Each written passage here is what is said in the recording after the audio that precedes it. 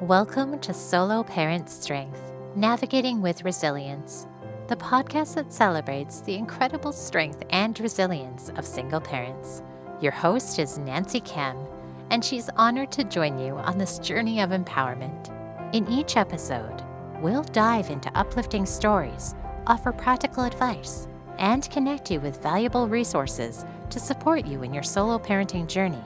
Together, we'll rewrite the narrative of solo parenting and forge a community built on strength and empowerment. Let's dive in.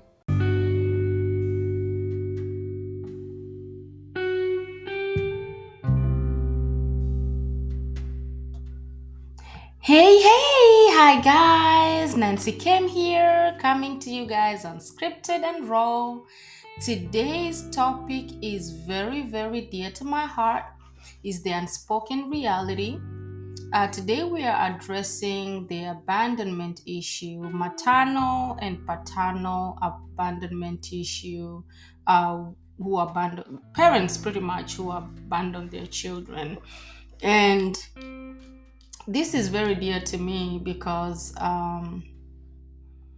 there's a big time ripple effect that goes on in these children's lives that we tend to think it's a fight between the mother and father, but it goes deeper. It goes deeper than that. And we have a saying in Swahili that says, ndume wawili wakipigana nyasi ndio humia.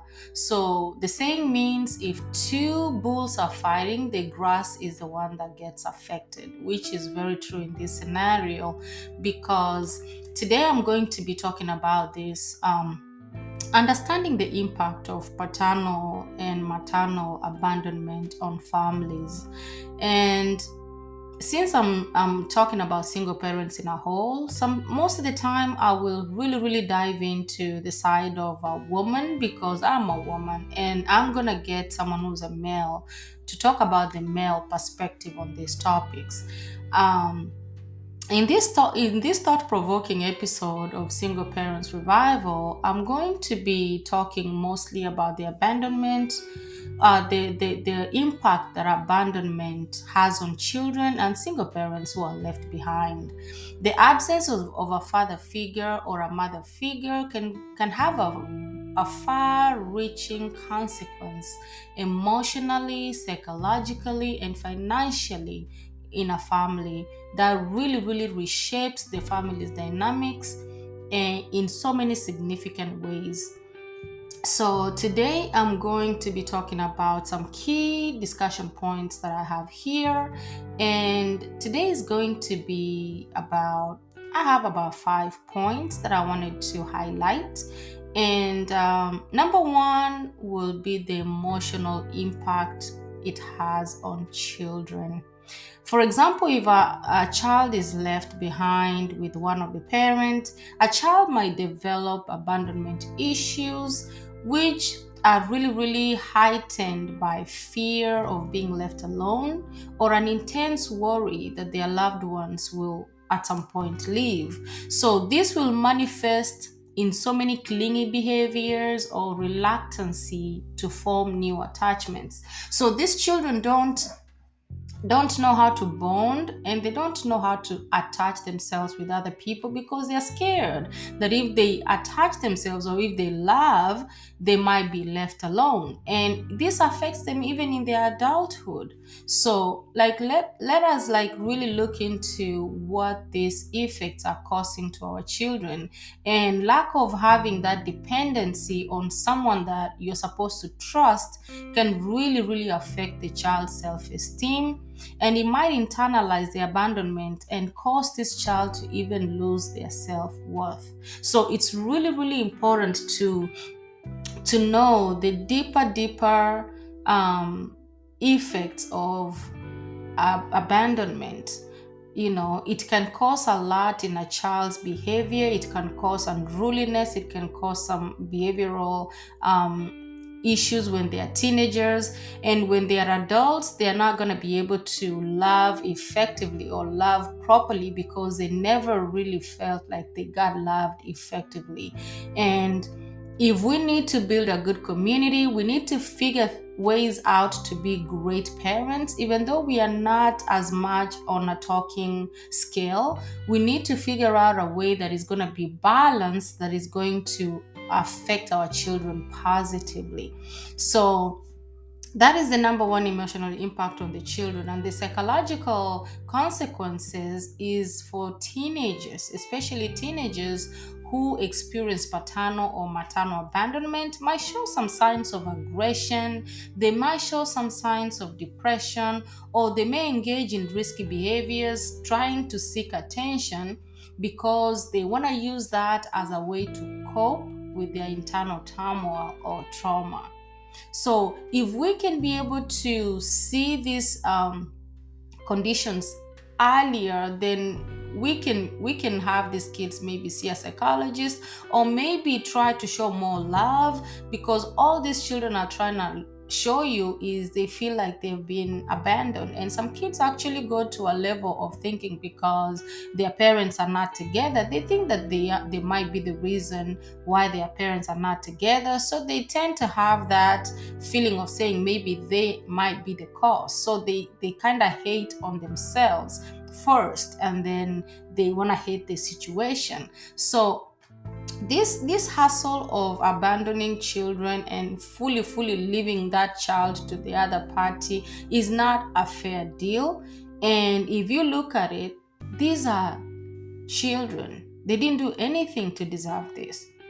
If parents can figure a way to come together to raise these children, even in their divorce or even in their separation, that they can have both parents fully involved in their lives, it's going to change a lot in our community, because we are raising future generations. And if these kids grow up mentally, psychologically, emotionally affected, then they are going to grow that way, and that seed will keep reproducing itself.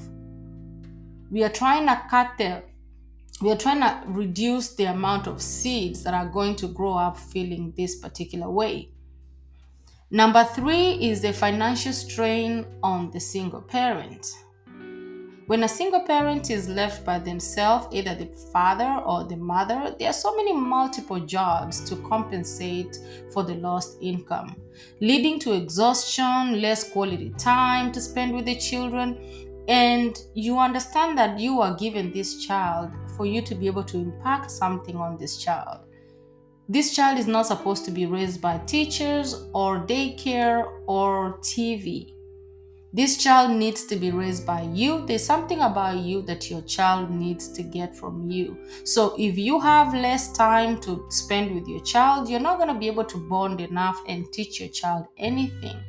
So because you're a single parent, it's not your fault. It's just that you don't have the time to do that. So being these people who abandon their children, they are causing a lot of strain on the other party, which causes this other party to suffer financially. And the challenges that a single-handed person can manage in a household, like expenses, childcare, it brings pressure. It provides a lot of pressure, and the limited resources might not be enough for these parents to be able to cater for the child and cater for themselves. Increase in stress and emotional turmoil. The single parent may experience chronic stress, emotional burnout, struggling to juggle work, parenting, personal life, often feeling overwhelmed and unsupported. This is happening, guys. This is affecting a lot of single parents. Check on your friends. If you have a way you can help out, kindly help out, because these parents are really going through some burnout. And because they're the only ones who are there to support these children and be there for the children, they have to collect themselves and appear strong so that their children will not see that side.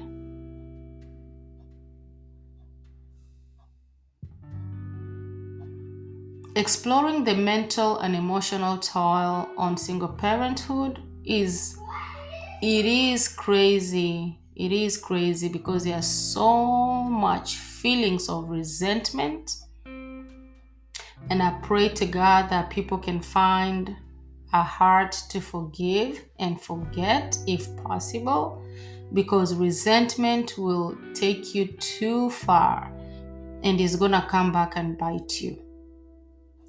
Some people will face a lot of loneliness, which is very, common with a lot of single people who have more time on their hands, especially when the children are asleep or something is going on, or maybe they cannot even date, so they only have child-adult relationship. They don't have adult-to-adult relationships, so it causes them to become lonely because they need that adult intervention or relationship, and they might not be able to have that because they are busy trying to cover every part of their lifestyle.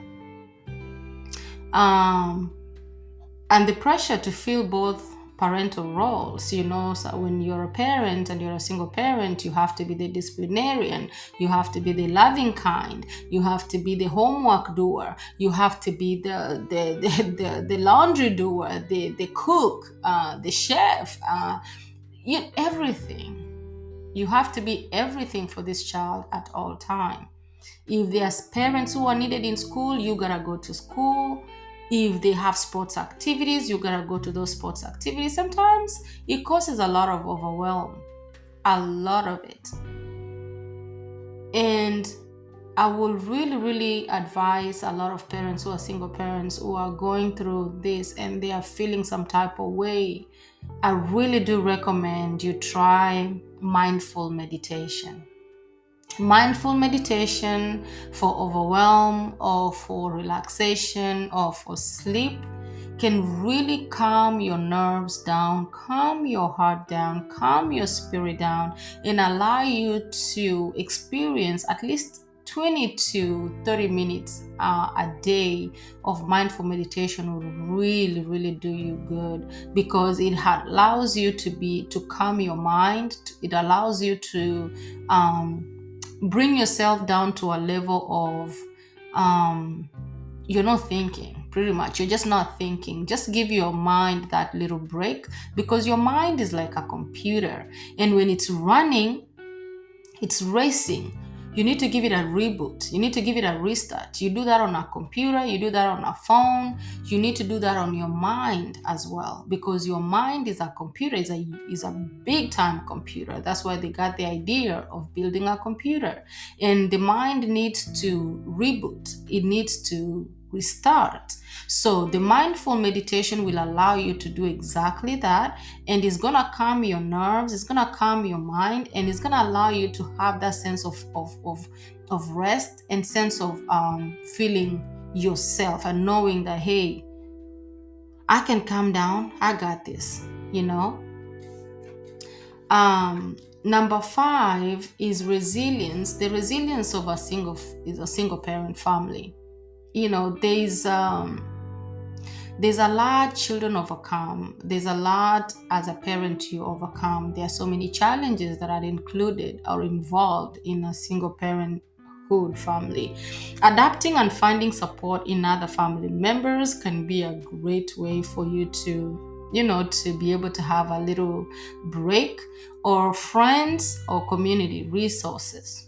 And our community resource is people like us, single parent survivor, who have come up with a community that allows us to reach out to one another and kind of have like a one-on-one talk and see how we are all faring, check on one another, and just hear people out, hear people's stories, and give them a little consolation if you have any consolation. If you've been through such a certain stage in life and you've come out of it, you can give somebody else advice on how you did it and how you came through.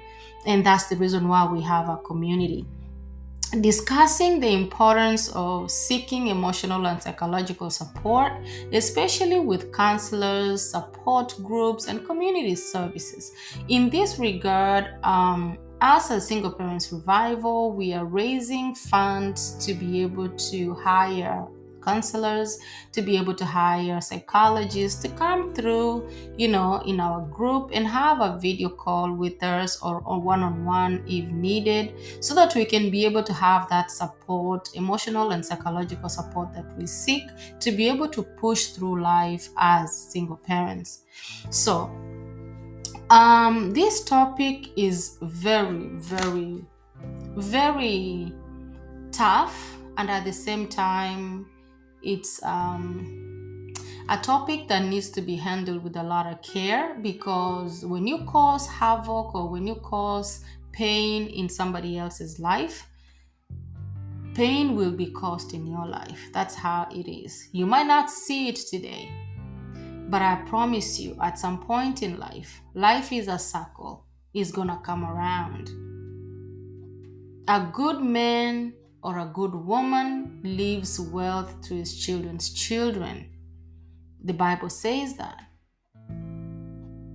So if you are abandoning your children who are your seed, leaving them out there for somebody else to raise by themselves, struggling, pressure, and then on top of that, some people have the gut and the nerve to be cursing the other party and making them feel like they ain't doing nothing because they have a tendencies of having, there's this word I'm looking for. Some people have a tendency of having, you know how some people want to do something wrong and then they want to make it look like it's you. There's a name I'm looking for that. But some parents are like that. They always like to throw blames. They always like to act as if they are not faulty and want to make the other party look that they are faulty. Once that word comes to my head, I promise you I'm going to say it. But for right now, I just want to say that we can do better as a community. We can do better as parents. We can do better. Stop abandoning your children and then you go out there and parade yourself like you're the best parent ever because you sent $100 a month to somebody. Don't parade yourself out there and buy expensive stuff to wear for yourself because you have extra time and you have extra money in your pocket. The other person is struggling, but you are not. You end up wanting to dress up more expensively and show off instead of considering the other party that you guys made a child with. We can do better. These children are not going to raise themselves. You guys have seen a lot of people on social media, especially the celebrities that have been able to be somebody. Most of these people were abandoned children, and then you end up seeing their fathers. Mostly it's fathers who are coming up on stage saying, oh, this was my son, oh, this was my daughter. These children remember.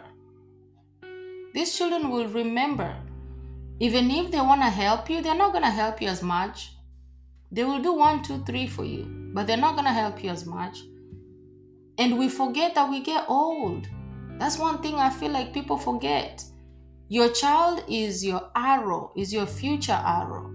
That's supposed to protect your kingdom, supposed to protect you when you're older, because life is a cycle.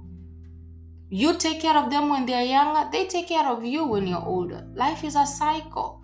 So you want to mess up when they're younger, when they don't have a way, and then you expect them to come through for you when you're older and when you don't have a way. I don't know how people think about that analogy, but that's exactly how it is. You're not going to change your diapers yourself when you're 80. You're not going to take care of yourself. That's why when I used to work in a nursing home when I first got here, and there are some parents who never used to have visitors. Their children never used to come. We even used to go borrow diapers from other families to come and dress the other family members. And whenever they do come, they will tell you stories about how their parent was, and they don't want to be associated as much. Now you're left out there for the dogs. You're left out there for the world. Just because you couldn't hold yourself down for 20 years to give it to your child, to allow your child to grow.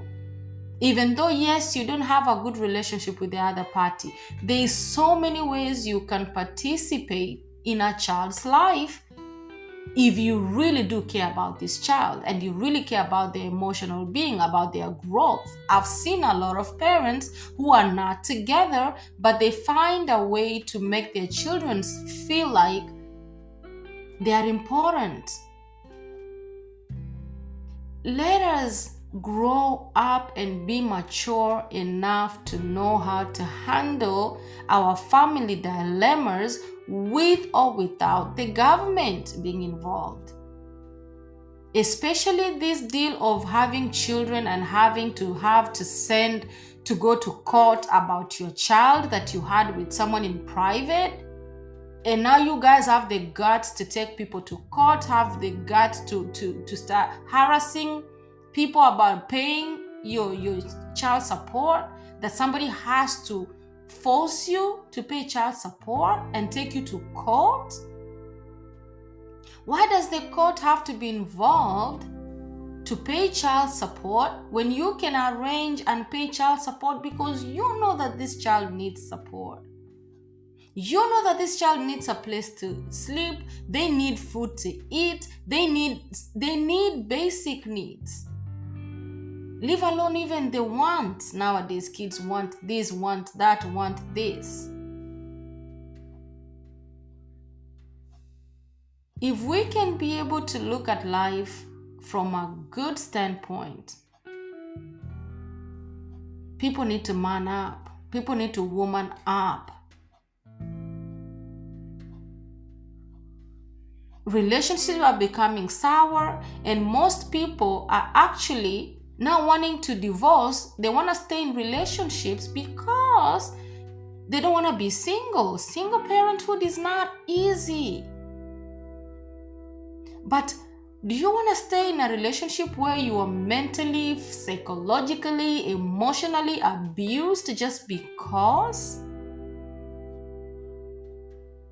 We want to create a great narrative that you can have differences, but you can still co-parent. You can still be there. Children don't have to suffer for the consequences of their parents. We see the world raising children who are just going out there and just going wild. What are we doing as parents to make sure that our children don't get to see hatred? What can we do as parents to protect our children from psychological traumas?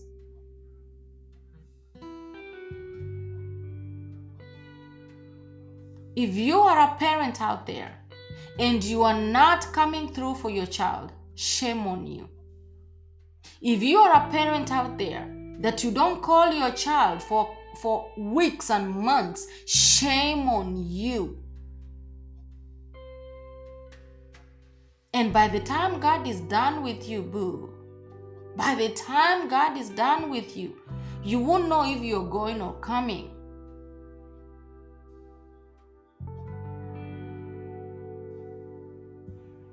And for the parents who chose to stay with their children, we love you.